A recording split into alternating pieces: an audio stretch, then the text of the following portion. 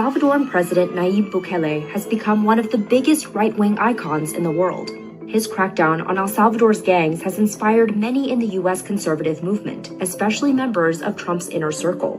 A lot of us in the MAGA movement believe that the good ideas we've seen in El Salvador, we can learn from. Bukele has agreed to accept U.S. detainees at El Salvador's mega prison, making him a key player in Trump's mass deportation strategy. I have great respect for him. I know him. He's very tough on crime. But concern is growing over Bukele's increasingly close relationship with Trump and many of his allies.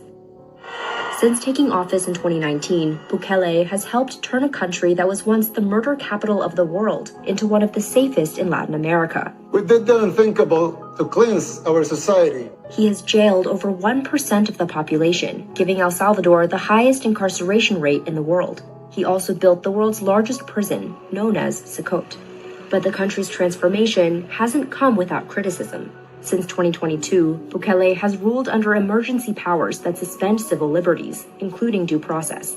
Rights groups say his time in office has been marked by an erosion of checks and balances, widespread human rights violations, and arbitrary detentions, along with the weakening of opposition parties and attacks against freedom of expression and independent media. Bukele's press office denied the allegations and said that before Bukele took office, there were widespread human rights abuses by the gangs on law-abiding citizens.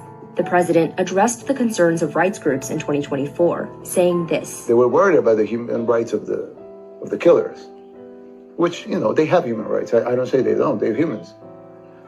But if you have to prioritize, what will you prioritize? He's a democratically elected president. Damian Merlo has been working with Bukele since 2018 and acts as the president's advisor and his link to D.C. If people aren't happy, then the next election they can vote for someone else. People are participating at a very high rate in these elections, and they are voting for his party and for his allies. Former Congressman Matt Gaetz led the launch of a bipartisan El Salvador caucus in 2024. My friends. He owns a home there and visits several times a year.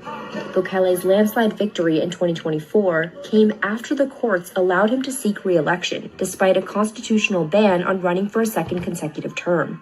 I believe El Salvador should amend their constitution, should remove the presidential term limit, and should allow President Bukele to continue this transformation that will lift people up. A big part of Bukele's appeal is his use of social media to rebrand El Salvador in the eyes of the world.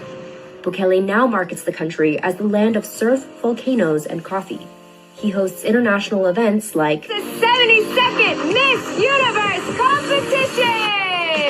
He comes from an advertising background, and he knows exactly how to market not just to his own country, but increasingly to the outside. Vera Bergen-Gruen is one of 2 U.S. journalists who have interviewed Bukele in the last 5 years. When he became president, there was quite a noticeable shift where he started, for example, tweeting a lot more in English. And even the videos that are in Spanish tend to have English subtitles. La criminalidad. He knows that's where his growing fan club is. One of the other things that really struck me is also how he's changed some of the rhetoric he uses. For example, in his interview with Tucker Carlson and also in general, he speaks a lot more about God. All my security cabinet are believers. They all believe in God. We're a secular country, of course, but we all believe in God. He speaks a lot more in the language of kind of the Christian right wing in the United States. And everyone I spoke to in El Salvador and elsewhere who's tracked him for a long time says that kind of language is quite new. President Bukele sort of first was noticed by the MAGA movement when we did the visit to the Heritage Foundation. That's the Conservative Research Institute in D.C. behind Project 2025, a controversial policy blueprint for the federal government. El Salvador needs the support of the most influential think tank in the world. The big turning point was when he traveled to Maine to do the interview with Tucker when he was still at Fox. I think most governments would rather let people have guns than free speech. Free speech is a real threat to them. Well, that's why they hate free speech.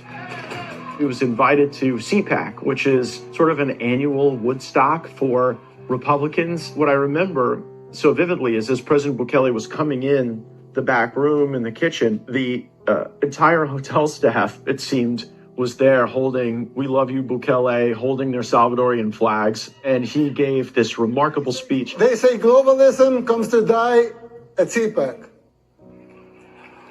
I'm here to tell you that in El Salvador, it's already dead. He probably had the second longest line for pictures after President Trump. Bukele has done quite an impressive job making inroads with the MAGA wing of the Republican Party. Donald Trump Jr. and Alex Brusewitz, the digital strategist behind Trump's podcast strategy, were among many MAGA Republicans at Bukele's second inauguration. Bukele has also developed a relationship with Elon Musk. I was like, how did you put all those thugs in prison without dying? Because it seems like that would have been not easy.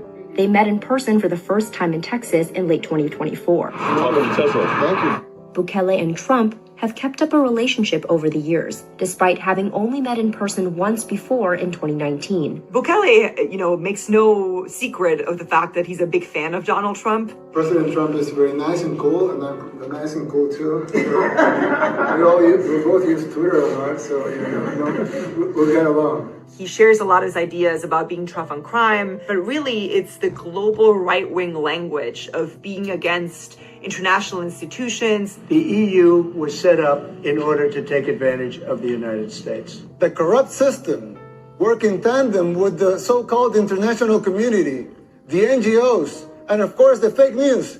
Bukele, he's a strong critic of aid in a lot of ways. In the past, these nations have defined their relationships with the United States and other hegemons through the distribution of foreign aid. The chance for that type of nationalism to resist the globalist impulses does inspire some of us. Bukele's allies also fired top judges and packed the courts with loyalists. That is incredibly appealing to a lot of people in Trump's orbit as well. The idea that if a judge is trying to block you, then you can just basically get rid of them and just carry out your agenda. Bukele's new court allowed him to run again in a consecutive term. Trump himself hasn't ruled out running for a third term. People are asking me to run, and there's a whole story about running for a third term. I don't know. I never looked into it.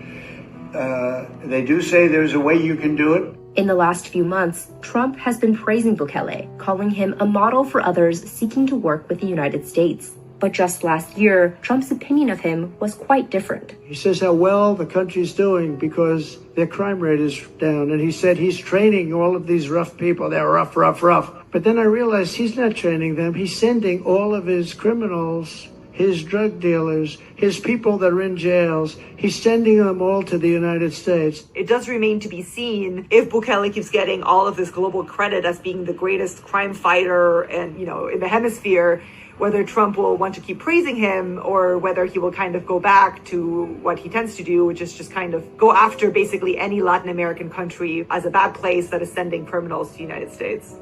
For now, though, Bukele remains an important ally of the Trump administration, especially with Bukele's influence spreading across Latin America. I think the Trump administration has realized that he's a reliable partner on rebuilding the economy of El Salvador, which is one of the root causes of migration in the U.S. To see a renewed nationalism, that invigorates the opportunities for people like Milei, Bolsonaro, if he's allowed to run again. That does give us comfort in the United States that there is someone of common mind who doesn't believe that China is the ideal partner on every project. But he's still ruling under a state of emergency. And there's a lot of people who are concerned that by, this kind of Bukele worship or making him an icon, people are encouraging the routes that he took, which would be pretty unlikely in the United States, but a lot of critics would say